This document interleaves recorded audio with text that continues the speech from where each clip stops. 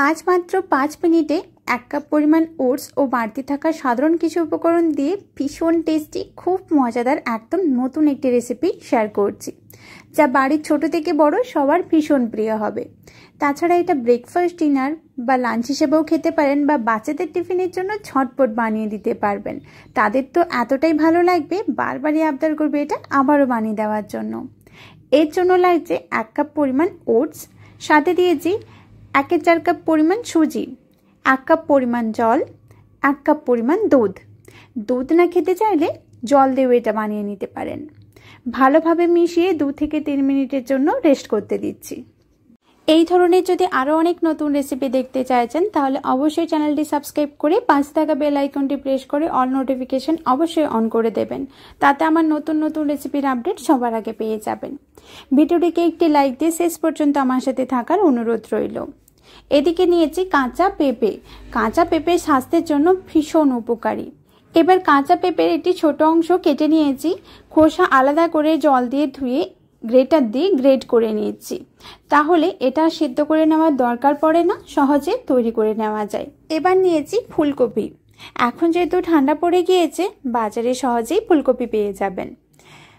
সমস্ত রকম সবজি দিয়ে বানালে এটা খেতে খুব ভালো লাগে।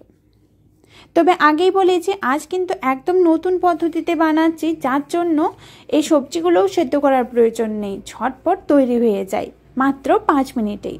এদিকে অল্প পরিমাণ গাজর নিয়ে সেটাকেও গ্রেট করে নিলাম। এবার গ্রেট করা সবজিগুলো একটি বড় পাত্রের মধ্যে দিয়ে দিচ্ছি। আমি এখানে পেঁপে, গাজর আর ফুলকপি দিয়ে বানিয়েছি, আপনারা আপনাদের ইচ্ছে অনুযায়ী আরও অনেক কিছু ভেজিটেবলস ব্যবহার করতে পারেন। এতে দিয়ে দিচ্ছি 3 থেকে 4টা কাঁচা লঙ্কা কুচি, সাথে পরিমাণ অনুযায়ী লবণ। 1/4 চামচ করে দিয়ে দিলাম জিরে গুঁড়ো, হলুদ গুঁড়ো, সাথে ধনেপাতা কুচি। এই সমস্ত রকম ভেজিটেবলস দেওয়ার কারণে এটা খেতে যেমন ভালো লাগে তেমন পুষ্টিগুণে ভরপুরও তৈরি হয়, স্বাস্থ্যের জন্য ভীষণ উপকারী। এর সাথে 3 চামচ পরিমাণ সুজি দিয়ে দিচ্ছি, তাতে এটা খেতে আরও টেস্টি হয়ে যায় আর সবজিগুলো ভালোভাবে বাইন্ড হয়ে যায়।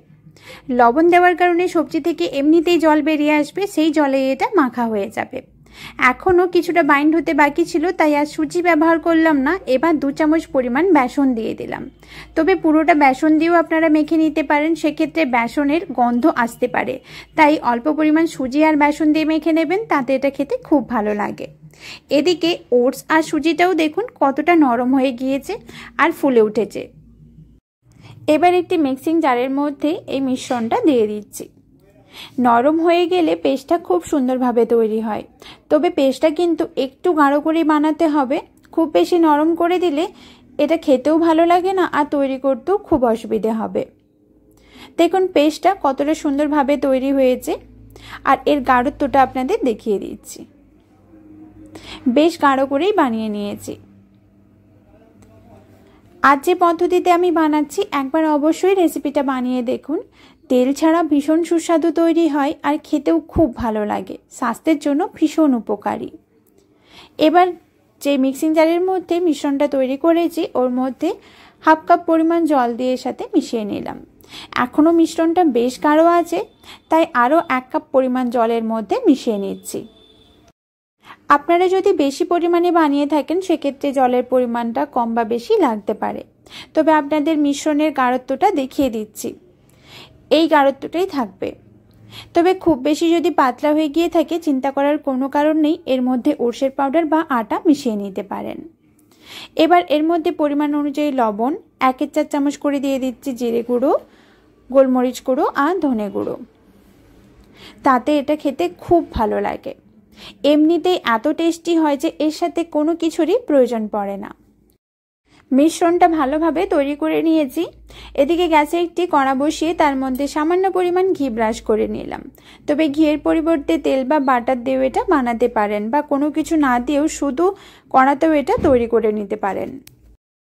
মিশ্রণটা দিয়ে এইভাবে গোল করে ঘুরিয়ে নিচ্ছি, তাহলেই এই রুটি সহজেই তৈরি করে নিতে পারবেন। আজ যেহেতু একদম অন্য পদ্ধতিতে বানাচ্ছি তার জন্য পুর বেলা বা পুর ভরে নেওয়ার ঝামেলা ছাড়াই এটা বানিয়ে নেব। এই কাঁচা সবজি দিয়েই তৈরি হয়ে যাবে। সবজির মিশ্রণটা ওপর থেকে এইভাবে চারিধারে ছড়িয়ে নিচ্ছি। গ্যাসের ফ্লেম অবশ্যই মাঝারি রাখতে হবে। যখন বুঝে যাবেন যে পুরটা এইভাবে উপরে ভালোভাবে লেগে গিয়েছে, তখন এরকম প্লেটের মধ্যে তুলে নিচ্ছি। কারণ এটা অনেকটা বেশি নরম আছে, খুন্তি দিয়ে উল্টাতে চাইলে ভেঙে যাবে। এইভাবে প্লেটটা উল্টে নিচ্ছি। ভালোভাবে সবজিটা রান্না করে নিচ্ছি 1 মিনিটের মতো। তারপর আবারও প্লেটে নামিয়ে নিলাম। আবারও প্লেটটা উল্টে নিয়ে অপর সাইডটাও হালকা একটু ভেজে নিচ্ছি। ব্যাস, এবার রেডি হয়ে গিয়েছে, প্লেটে তুলে নিচ্ছি। দেখুন কত সহজেই বাটা বেলার ঝামেলা ছাড়াই, পুর তৈরি করার ঝামেলা ছাড়াও এই সহজ টিফিন রেসিপিটি বানিয়ে নিতে পারবেন, যা পুষ্টিগুণে ভরপুর আর এতটাই নরম তুলতুলে তৈরি হয়েছে যে মুখে দিলেই মিলিয়ে যাবে। সকালে বানালে রাত অবধি এটা একদম নরম তুলতুলে থাকবে, আর কেউ তো বুঝতেই পারবে না যে এটা এত কিছু সবজি দিয়ে আপনি বানিয়েছেন। খেতে ভীষণ টেস্টি হয়। একবার অবশ্যই রেসিপিটা ট্রাই করে দেখুন। আপনাদের কেমন লেগেছে অবশ্যই আমাকে কমেন্ট করে জানাবেন। ভালো লেগে থাকলে ভিডিওটিকে একটি লাইক করে শেয়ার ও চ্যানেলটি অবশ্যই সাবস্ক্রাইব করে রাখবেন। আবারও দেখা হচ্ছে আপনাদের সাথে আরও একটি নতুন হেলদি অ্যান্ড টেস্টি রেসিপি নিয়ে। ভালো থাকবেন, সুস্থ থাকবেন। আমার সাথে শেষ অবধি থাকার জন্য অনেক ধন্যবাদ।